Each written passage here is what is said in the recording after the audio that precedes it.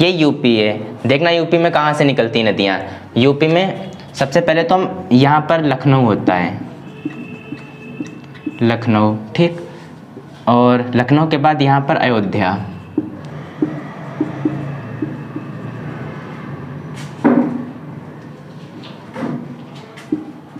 अयोध्या, और अयोध्या के बाद यहाँ पर सीतापुर। अभी सब समझ में आ जाएगा, रुको। देखना यहाँ से, अच्छा ये पार्ट पता है क्या होता है, ये नेपाल का एरिया है, ओके। और ये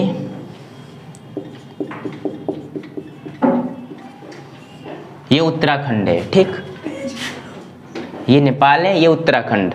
अब ध्यान से देखना, ये दोनों पहाड़ी इलाके हैं, यहाँ पर ज़्यादा से ज़्यादा पहाड़ हैं, ठीक। और ये तो समझ लो कि नेपाल जो है पहाड़ों, नेपाल के चारों तरफ तो पहाड़ी ही हैं, ठीक है, पूरा पहाड़ से ही बना हुआ है। अब पता है यहाँ से एक नदी निकल के आती है, यहाँ से नेपाल से, जिसका नाम है घाघरा नदी, ठीक। घाघरा नदी निकल के आती है। और पता है यहाँ पर इससे एक और नदी मिल जाती है।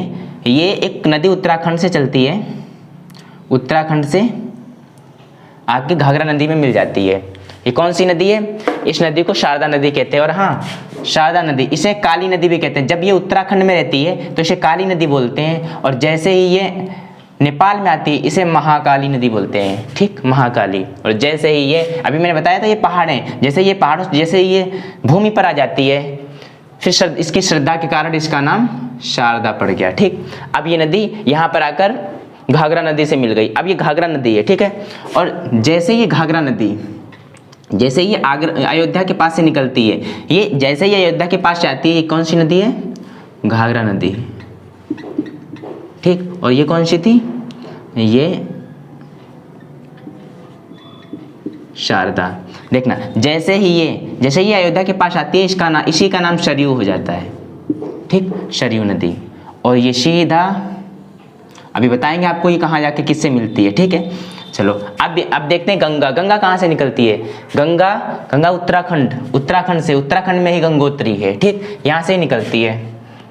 उत्तराखंड में ही ऋषिकेश, यहाँ पर ऋषिकेश है। उसके और आगे है हरिद्वार से ये यूपी में एंटर करती है। ये यूपी का एरिया है, ठीक है, ऊपर तो मैंने बता रखा है। ये यूपी में कहाँ से आती है? ये बिजनौर से आती है, ठीक। यूपी में ये बिजनौर से प्रवेश करती है। अच्छा, बिजनौर से प्रवेश करती है और सीधे चलती हुई ये यहाँ पर अलीगढ़, ध्यान देना, अलीगढ़ से सीधे ये कटरी, यहाँ पर कटरी पड़ता है। अच्छा, यहाँ पर एक और चीज़ समझो, ये कटरी पड़ता है और यहाँ पर एक और नदी यहाँ से निकलती है, जिसे यहाँ पर क्या है? जलालाबाद। यहाँ से एक और नदी निकलती है, ये कटरी में आकर यहाँ पर मिलती है, गंगा से मिलती है। याद रखना, इसका नाम क्या है? इसका नाम रामगंगा, इसका नाम रामगंगा है, ठीक। चलो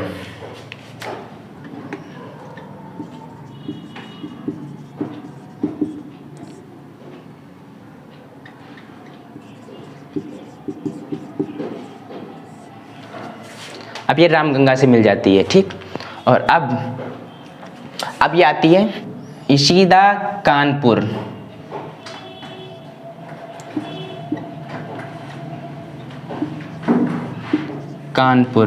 और कानपुर के बाद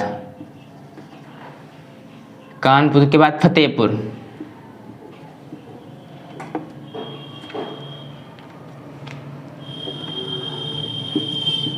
कटरी, यहाँ पर कानपुर, फतेहपुर, और फतेहपुर के बाद ये प्रयागराज।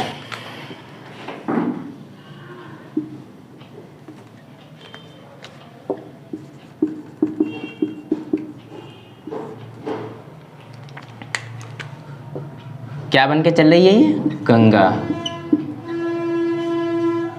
ठीक। प्रयागराज, यहाँ पर रुक देते हैं, अभी यहाँ पर हमें एक और नदी मिलानी है, ठीक है। चलो अब देखते हैं, ये दो नदियाँ हो गई। हाँ, अब एक और नदी आती है, यमुना नदी। अच्छा, यमुना नदी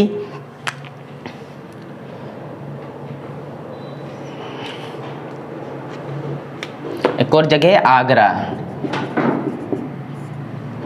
और आगरा के बाद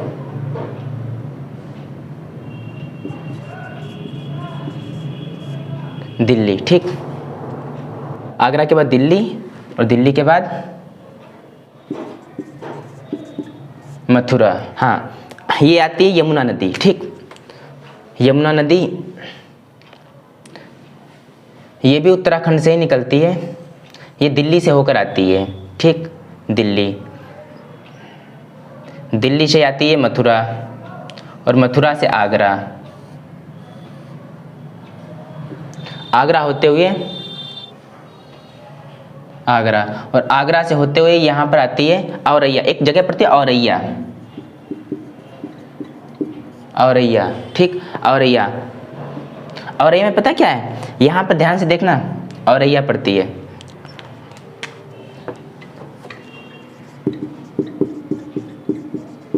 एक जगह पड़ती है औरैया। औरैया में पता है ये एरिया क्या है,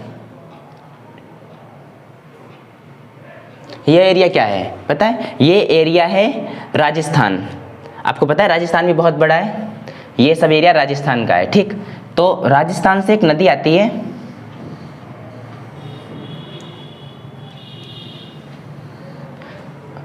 राजस्थान से एक नदी आती है चंबल नदी। क्या नाम है उसका, चंबल।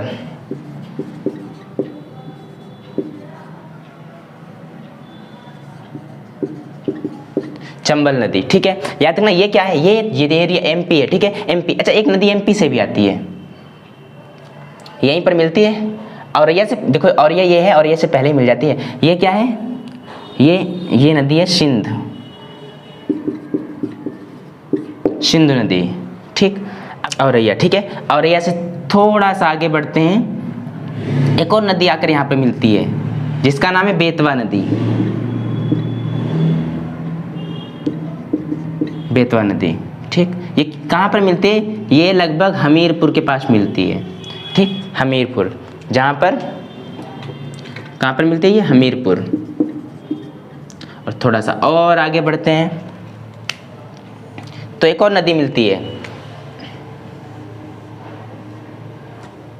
इसका नाम क्या है, इसका नाम है केन नदी, ठीक। केन नदी। अब हमीरपुर, अब ये सीधे होते हुए कहाँ जाएगी, सीधे प्रयागराज, प्रयागराज। इस नदी का नाम क्या था, ये जो पूरी यहां से चली, इस नदी का नाम क्या था, इस नदी का नाम था यमुना, यमुना नदी। हाँ, ये वही यमुना नदी है जो सीधे प्रयागराज में जाती है, और प्रयागराज में जो है, ये प्रयागराज रखो, ठीक है। ये सीधे प्रयागराज में मिलती जाकर है, दोनों गंगा और यमुना दोनों प्रयागराज में मिलती हैं, ठीक। प्रयागराज, और प्रयागराज से ये दोनों चलती हैं, ठीक। बीच में एक और नदी आती है, इसे मिलती आकर है, जिसे टॉन्स नदी कहते हैं। खैर ये ज़्यादा इम्पोर्टेंट नहीं है, टॉन्स नदी, ठीक है, टॉन्स। अब देखना, यहाँ से ये आगे चलती हैं, मान लो यहाँ पर क्या है,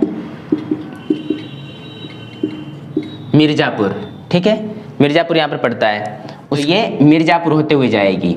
अब ये मिर्ज़ापुर होते हुए जा रही है, मिर्ज़ापुर के आगे पड़ेगा बनारस,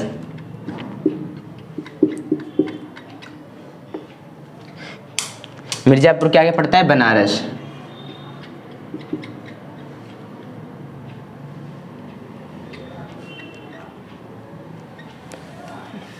हाँ, मिर्ज़ापुर से आगे क्या पड़ता है, बनारस।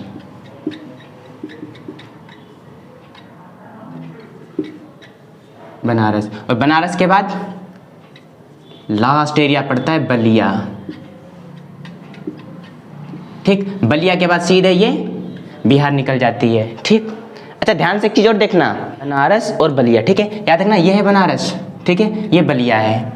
अच्छा हाँ, एक और नदी आती है, पूछा जाता है लखनऊ किस नदी के किनारे बसा हुआ है, लखनऊ ये गोमती नदी के किनारे। अच्छा, गोमती नदी यहाँ से शुरू होती है, ये इधर कहीं से नहीं, ये यहीं से शुरू होती है, ठीक है। तो ये लखनऊ जो है गोमती नदी, ये गोमती नदी ये फतेहपुर होते हुए जाती है, फतेहपुर होते हुए ये बनारस और बलिया बनारस और बलिया के बीच में, ये भी जाकर यमुना में मिल जाती है। देखो ध्यान से, बहुत सारी नदियां हैं जो इस यमुना से मिल रही हैं, और ये गंगा, इस गंगा से भी बहुत सारी नदियां मिलती हैं। सबका नाम लिखाना मुश्किल है यहाँ पर, ठीक, क्योंकि बहुत सारी नदियां होती हैं पर बहुत कम नदी पूछी जाती हैं। जो पूछी जाती हैं वो नदियां मैंने यहाँ पर लिखा रखी हैं जो इंपॉर्टेंट है, जिनका नाम अक्सर पूछा जाता है, कौन सा शहर किस नदी के किनारे बसा हुआ है, ठीक। अच्छा, एक चीज़ और ध्यान रखना, ये दोनों कहाँ मिलती जाकर हैं। अब देखो यहाँ पर दो ही नदी बची हैं। पहला ये तो चल रही थी आपकी सरयू नदी, ठीक है, और ये गंगा थी, सॉरी ये गंगा थी, ठीक है, ये गंगा थी, और गंगा के बाद ये यमुना थी। यमुना भी आकर बाद में गंगा से ही मिल गई, ठीक। अब ये गंगा नदी, यहाँ से देखना, अब ये एक जगह पड़ती है बिहार, ये बिहार एरिया, इधर का बिहार का एरिया है। बिहार में एक जगह पड़ती है छपरा, ठीक, बिहार में एक जगह पड़ती है छपरा, वहां पर जाकर ये गंगा और यमुना दोनों मिल जाती हैं एक दूसरे से। यहाँ पर बहुत सारी नदियां मिलती हैं, ठीक। अब देखो, अच्छा एक चीज सुनी होगी आपने कि यमुना नदी को गंदा नाला कहते हैं, पता है क्यों? क्योंकि देखो ये यहाँ से निकलती है, यमुना नदी बहुत स्वच्छ पानी है यमुना नदी का, लेकिन जैसे ये दिल्ली में एंटर करती है, जैसे दिल्ली में आती है, दिल्ली में बहुत सारे कारखाने वगैरह हैं, ठीक है, बहुत सारी फैक्ट्रियां हैं, जिनका गंदा पानी जो भी होता है, बचा हुआ वेस्ट पार्ट, वो सारा यमुना नदी में डाल दिया जाता है, तो इसलिए यमुना नदी दूषित हो जाती है। और ये दिल्ली के बाद मथुरा, अच्छा मथुरा आपने सुना होगा, ये वही नदी है जिसमें भगवान कृष्ण खेला करते थे, लेकिन आज इस नदी की ऐसी हालत है कि इस नदी के पास में खड़ा होना मुश्किल है। तो मथुरा नदी, और मथुरा में भी मथुरा के भी बहुत से कारखानों से जो है बचा हुआ पार्ट जो है पानी इसमें डाल दिया जाता है, तो ये भी दूषित हो जाती है। और जो कमी बची थी वो आगरा पूरी कर देता है। आगरा में भी बहुत सारा ये जो है मल जो है इस कारखानों से जो निकलता है वो सब यमुना नदी में डाल दिया जाता है, और यमुना नदी का पानी का भी रंग बदल जाता है, इतनी दूषित नदी है ये, ठीक। ये आगरा से होकर, हाँ अब इधर आती है, ठीक। अब एक बार पूरी नजर डालो, पूरा नजर देख लो एक बार फिर से। नेपाल से शुरू होती है घाघरा नदी, और ये उत्तराखंड से शारदा नदी, ठीक। शारदा नदी ये जाकर यहाँ पर मिलती है, ये सीतापुर के पड़ोस में लगभग यहाँ पर। अच्छा ये कौन सा एरिया है? ये कौन सा एरिया है? ये है बरेली। ये क्या है? ये कौन सा एरिया है? ये है पीलीभीत, ठीक है, लिखना नहीं समझ लो, ये पीलीभीत है यहाँ पर, ठीक। चलो, गंगा नदी आती है, ये फर्रुखाबाद होते हुए यहाँ पर पड़ता है फर्रुखाबाद, ठीक। सब कुछ लिखाना संभव नहीं है वरना घिच पिच हो जाएगी बहुत कुछ, ठीक। और ये यहाँ पर आकर मिलती हैं, और पता है यहाँ से सीधे ये बिहार में एंटर कर गई, और बिहार के बाद, अच्छा हाँ याद रखना इस नदियों के नाम, जैसे यहाँ पर ये बदल गई, यहाँ तक तो आई तो इसका नाम घाघरा था, और जैसे अयोध्या के पास पहुंची सरयू हो गई। कभी कभार कंफ्यूज किया जाता है, तो याद रखना सरयू अयोध्या एक ही नदी है, जैसे सरयू और घाघरा एक ही नदी है। जब ये अयोध्या के पास पहुंचती है तब इसका नाम सरयू हो जाता है। जैसे अपनी गंगा है, ये जब गंगा नदी है, बहुत सारी नदियाँ समझ लो लगभग आकर गंगा में ही मिलती हैं, ठीक, लगभग। तो ये अभी गंगा आगे जाएगी, गंगा जैसे ही जाकर बांग्लादेश में एंटर करेगी, बांग्लादेश में इसका नाम जो है पद्मा नाम से जानी जाएगी। और पद्मा, अब जब, हाँ जैसे यहाँ पर एक गंगा नदी है, सारी नदियाँ मिलकर गंगा को बना रही हैं, ऐसे एक और नदी आती है उधर से जो ब्रह्मपुत्रा जिसे बोलते हैं, ये भी जब बांग्लादेश में आकर गंगा से मिलती है, ठीक। तो ये दोनों, जैसे ही ये अपना दोनों पानी बंगाल की खाड़ी में गिराते हैं, और वहीं पर एक डेल्टा भी बनाते हैं, सुंदरबन डेल्टा, बाद में पढ़ाएंगे, ठीक है। अभी तो इतना ही रखते हैं। क्या पूछ रहे हो? कोलकाता इसमें कहाँ से आ जाएगा? कोलकाता ये पश्चिम बंगाल में पड़ता है। कोलकाता आपको कैसे पता है? क्या जानते हो कोलकाता के बारे में?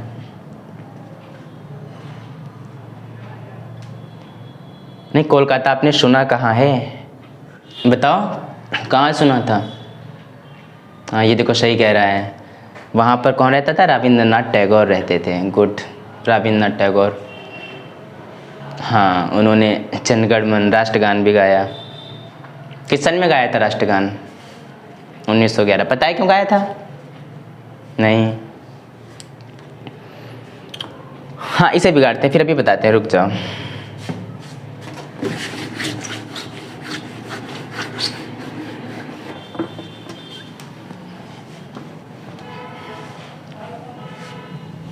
ब्रिटेन के एक बादशाह थे जिनका नाम था जॉर्ज पंचम, ठीक, ध्यान से सुनना।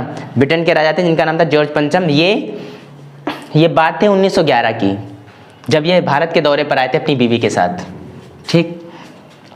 ये जॉर्ज पंचम जब आए थे तो इनके सम्मान में वहाँ पर रविंद्रनाथ टैगोर ने एक गीत गाया था, जन गण मन अधिनायक, जिसे हम लोग राष्ट्रगान बोलते हैं, ठीक। ये उन्हीं के सम्मान में गाया गया था। अच्छा, लोगों ने इसका विरोध भी किया था, लोगों ने ये भी कहा था। और हाँ, इसका मतलब क्या होता है? जन गण मन अधिनायक जया हो, जन गण मन अधिनायक जया हो, मतलब जन लोग, जन गण मन लोग, लोगों के मन, मन के अधिनायक जय हो, लोग लोगों के मन, लोगों के गढ़ के अधिनायक जय हो, मतलब इनके जो अधिनायक हैं इनकी जय हो। मतलब यहाँ पर जो जॉर्ज पंचम थे इन्हें बताया गया था तुम जो है पूरे हिंदुस्तान के राजा हो, ठीक, नायक हो, तो आपकी जय हो। भारत भाग्य विधाता, मतलब आप भारत के भाग्य विधाता हो, मतलब भारत के भाग्य के भगवान हो, भारत के भाग्य को लिखने वाले हो, भारत भाग्य विधाता। और इस बात का बहुत से लोगों ने विरोध किया था। लोगों ने ये भी कहा था, लोग कहते हैं ना कि रविन्द्रनाथ टैगोर जो है ये उस समय अंग्रेजों की चापलूसी करता था, क्योंकि अब सोचो जरा 1911 में इन्होंने जनगण मन अधिनायक जय हो ये राष्ट्रीय गीत लिखा, ठीक है, और 1913 में इन्हें नोबेल पुरस्कार मिला, ठीक है, और नोबेल पुरस्कार दिया किसने? अंग्रेजों ने ही दिया। और ये तो भारतीय थे, तो इन्हें क्यों देता भाई? क्यों? क्योंकि इन्होंने जो है उनके सम्मान में गीत गाए थे, तभी बहुत से लोगों ने इनका विरोध भी किया था। और हाँ, 1911 में जब इन्होंने गाया था जनगण मन अधिनायक जय हो, पूरा बता रहे हैं, रुक जाओ, जनगण मन अधिनायक जय हो, भारत भाग्य विधाता, पंजाब सिंध गुजरात। अच्छा, पंजाब सिंध, मैं पहले तो आपको मैप बता दूं,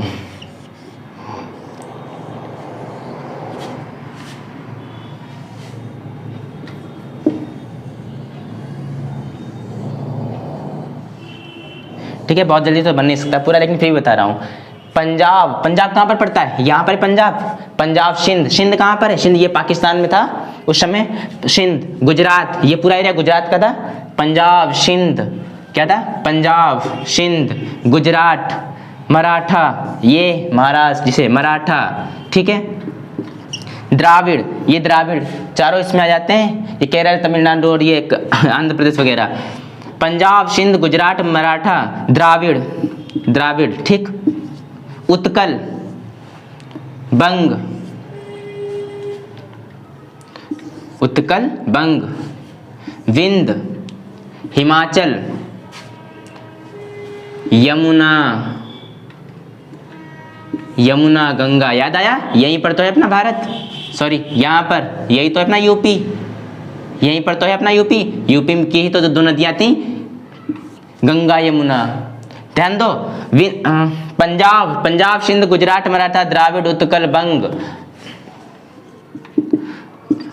विंध्य हिमाचल, हिमाचल यहाँ पर पड़ता है, ठीक है, विंध्य हिमाचल, यमुना गंगा, उज्जवल जलधि तुरंग, तब शुभ नावे जाबे तब शुभ आशीष मांगे। मतलब ये सारे, मतलब इतने ही थे वहां पर उस समय। क्यों? क्योंकि ये देखो द्राविड़ को तोड़ के बाद में बनाया गया। अब राष्ट्रगान तो 1911 में लिखा गया था और ये तो उसके बाद बटे हैं, तो ये राष्ट्रगान थोड़ी ना बदला जा सकता है, तो बदले तो ये क्या, ये बटे बाद में है, ठीक है। तो अब ये मत कहना कि सारे स्टेट्स में क्यों नहीं दिखा रहे हैं, ठीक है, इतने ही तब थे और जिस समय ये लिखा गया है, ठीक। तो इसने कहा कि इन सभी के जो लोग हैं ये क्या करते हैं, तब शुभ नामे क्या था, जनगण मन अधिनायक जया भारत भाग्य विधाता, पंजाब सिंध गुजरात मराठा द्राविड़ उत्कल बंग, विंध्य हिमाचल यमुना गंगा उच्छल जलधि तरंग, तब शुभ नावे आशीष मांगे। मतलब ये सारे तुम्हारे जो है तुम्हारे लिए आशीष मांग रहे हैं।